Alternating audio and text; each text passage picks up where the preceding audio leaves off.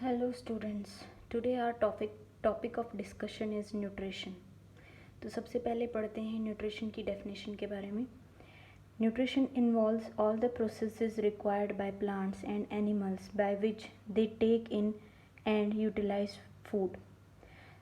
तो जितने भी प्रोसेसेस इन्वॉल्व होती हैं from taking in food and then digestion and all other processes so as to obtain the essential nutrients from food, they come under nutrition, so that we get energy from food and utilize that energy for various life processes. Importance क्या है nutrition की? First is it provides essential nutrients required to perform other life processes. तो जितनी भी life processes हैं like respiration, circulatory system, reproductive system, इन सब के अच्छी तरह से फंक्शनिंग होने के लिए हम सबको न्यूट्रिएंट्स की रिक्वायरमेंट होती है, और वो रिक्वायरमेंट हमारी पूरी करता है body by the process of nutrition. Second is nutrients will get deliver to various body organs as per requirement. जिस बॉडी पार्ट को या जिस ऑर्गन को एक पर्टिकुलर टाइम पे ज़्यादा ज़रूरत है एक न्यूट्रिएंट की, वो उस टाइम वहाँ जाता है। जैसे कि जब हम पढ़ाई कर रहे हैं तो ब्लड सप्लाई हमारी ब्रेन की तरफ ज़्यादा होगी ताकि ब्रेन को वो न्यूट्रिएंट्स मिलते रहें और अच्छे से फंक्शनिंग कर पाए। अगर कोई अभी जिम से एक्सरसाइज करके आया है तो उस टाइम पे मसल्स को ज़्यादा रिक्वायरमेंट है न्यूट्रिएंट्स की, तो उस टाइम पे न्यूट्रिएंट्स वहाँ पे ज़्यादा सप्लाई होंगे। ब्लड सप्लाई मसल्स की तरफ ज़्यादा होगी क्योंकि ब्लड ही कैरी करता है न्यूट्रिएंट्स को from one point two another. ठीक है। Third is nutrition helps us stay healthy. तो अगर सारे न्यूट्रिएंट्स हम अच्छी क्वांटिटी में ले रहे हैं, एक बैलेंस्ड डाइट ले रहे हैं जिसके अंदर सारे न्यूट्रिएंट्स उस अमाउंट में हैं जितना हमें चाहिए, तो हम हेल्दी रहेंगे, कोई बीमारी नहीं होगी, फ्रेश फील करेंगे, एनर्जेटिक रहेंगे। ठीक है। नेक्स्ट हमारा जो आता है इसके अंदर वो है न्यूट्रिएंट्स। अब न्यूट्रिएंट्स क्या होते हैं? न्यूट्रिएंट्स आर द सब्सटेंसेस, वो substances present in food items, जो खाना हम खा रहे हैं उसके अंदर प्रेजेंट होते हैं न्यूट्रिएंट्स, जिनको यूज़ करके हम हेल्दी रहते हैं और वो हेल्प करता है एनर्जी प्रोडक्शन में, और जिस एनर्जी को यूज़ करके हम बाकी सारे काम करते हैं। ठीक है। तो खाना खा के और उसके अंदर से वो एसेंशियल चीज़ें निकालना, वो एसेंशियल चीज़ें जो चाहिए होती हैं एनर्जी बनाने के लिए, और उसको हम न्यूट्रिएंट्स बोलते हैं। Substances which are present in food and we use them to stay healthy and production of energy for various activities। अब न्यूट्रिएंट्स कौन कौन से न्यूट्रिएंट्स हैं? 5 तरह के न्यूट्रिएंट्स प्रेजेंट होते हैं खाने के अंदर। First is carbohydrates, fats, proteins, vitamins, minerals. ठीक है। अब हम इनके बारे में पढ़ेंगे। Carbohydrates, fats, proteins, vitamins, minerals, इनके यूजेस क्या हैं और इनके सोर्सेज कहाँ हैं, कहाँ कहाँ से हम अवेल कर सकते हैं। तो कार्बोहाइड्रेट्स और फैट्स जो हैं basically they are source of energy.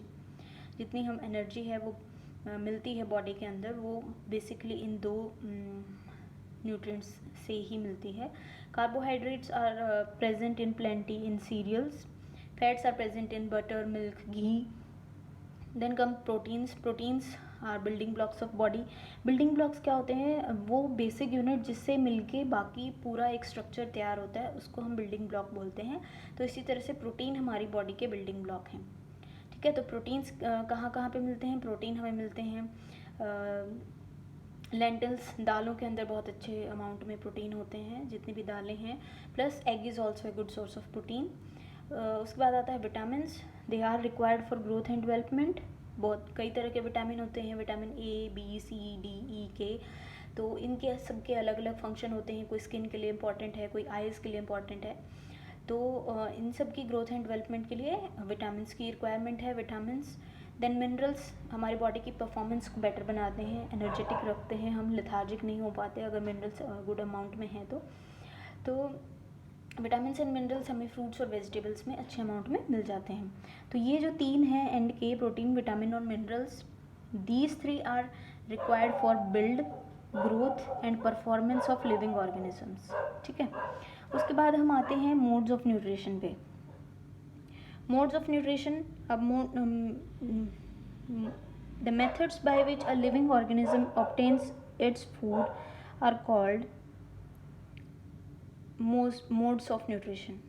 वो तरीके जिनके थ्रू एक ऑर्गेनिज्म अपना फूड ऑब्टेन करता है उसको मोड्स ऑफ न्यूट्रिशन बोलते हैं। दो तरह के मोड्स ऑफ न्यूट्रिशन होते हैं, autotrophic nutrition and heterotrophic nutrition. Auto means होता है सेल्फ, ट्रॉफिक मीन्स न्यूट्रिशन। तो जो ऑर्गेनिज्म किसी और पे डिपेंडेंट नहीं है अपने खाना बनाने के लिए, वो ऑटोट्रॉफिक मोड ऑफ न्यूट्रिशन के अंदर आएगा। जैसे कि प्लांट्स, वो नेचुरल सोर्सेज को अवेल करके अपना खाना खुद बना लेते हैं। जैसे कि नेचुरल सोर्सेज हो गए हमारे sunlight, carbon dioxide, water, chlorophyll, इन सबको यूज़ करके वो अपना खुद खाना बना सकते हैं, तो they are called autotrophs. Heterotrophs हो गए, hetero means different and troph means nutrition. तो in this mode of nutrition an organism depends on other living organisms for nutrition. इसके अंदर ऑर्गेनिज्म अपना खाना खुद नहीं बना सकता है, वो दूसरों के ऊपर डिपेंडेंट रहेगा for food. For example humans हो गए, लायन हो गए, जितने भी एनिमल्स हैं वो सारे हेटरोट्रॉफिक मोड ऑफ न्यूट्रिशन के अंदर आते हैं। अब हम डिफ्रेंशिएट कर लेते हैं ऑटोट्रॉफिक ऑर्गेनिज्म को हेटरोट्रॉफिक ऑर्गेनिजम्स से। ऑटोट्रॉफिक ऑर्गेनिजम्स जैसे हमने पढ़ा था, they produce their own food. Heterotrophic does not produce their own food. Second point है, they use sunlight as source of energy. Autotrophic organisms जो होते हैं, heterotrophic organisms eat other organisms for energy. ठीक है, तो वो प्लांट्स खाएंगे या किसी और ऑर्गेनिज्म को खाएंगे अपनी एनर्जी ऑब्टेन करने के लिए, जबकि जो ऑटोट्रॉफिक ऑर्गेनिज्म होंगे वो सनलाइट को ही यूज़ करके और अदर कार्बन डाइऑक्साइड वगैरह इनको यूज़ करके अपना खाना खुद बना लेते हैं। दे आर ऑटोट्रॉफिक ऑर्गेनिज्म होते हैं जो वो they are at primary level of food chain, and heterotrophic organism होते हैं वो सेकेंडरी या टर्शरी लेवल पे होते हैं फूड चेन के। ठीक है, तो अब फूड चेन क्या होती है? फूड चेन एक ऐसा सर्कल हो गया जिसके अंदर डिपेंड करता है कि जैसे ऑटोट्रॉफिक ऑर्गेनिज्म खाते हैं, जैसे ग्रास हो गया, ग्रास हमारा है सबसे पहले प्राइमरी लेवल जो एक अपना खाना खुद बना रही है, फिर उसको सेकेंडरी लेवल पे कौन खा रहा है, आगे से आगे जो कॉन्टिन्यूएशन है उसको हम फूड चेन बोलते हैं। ठीक है, एग्जाम्पल है ऑटोट्रॉफिक न्यूट्रिशन के plants and algae. Heterotrophic nutrition के अंदर लॉयन, ह्यूमन, टाइगर वगैरह आते हैं। ठीक है, तो फूड चेन जो हमने अभी पढ़ा था, फूड चेन होती है, जैसे एक मैंने एग्जांपल दिया है यहाँ फूड चेन का, जैसे ग्रास है, उसको ग्रास होपर ने खाया, ग्रास होपर प्राइमरी लेवल पे आ गया, फिर बर्ड खाता है ग्रास होपर तो वो सेकेंडरी लेवल पे आ गया, देन स्नेक बर्ड को खा रहा है तो वो टर्शरी लेवल हो गया, ईगल फिर स्नेक को खा रहा है तो वो प्रेडेटर के अंदर आ गया, और आगे जाके जब ईगल डिकम्पोज हो गया मरने के बाद तो फिर से वो सॉइल और ग्रास के अंदर चला जाएगा। तो ये एक तरह की हमारी फूड चेन बन जाती है। तो जो मोड ऑफ न्यूट्रिशन है उसको, हेटरोट्रॉफिक मोड ऑफ न्यूट्रिशन जो हमारा है वो 3 ग्रुप्स में अगेन हम उसको क्लासीफाई करते हैं। First is holozoic nutrition, then saprophytism and third is parasitism. Holozoic nutrition क्या होता है? The organism feed by ingesting solid organic matter which is then digested and absorbed into their bodies.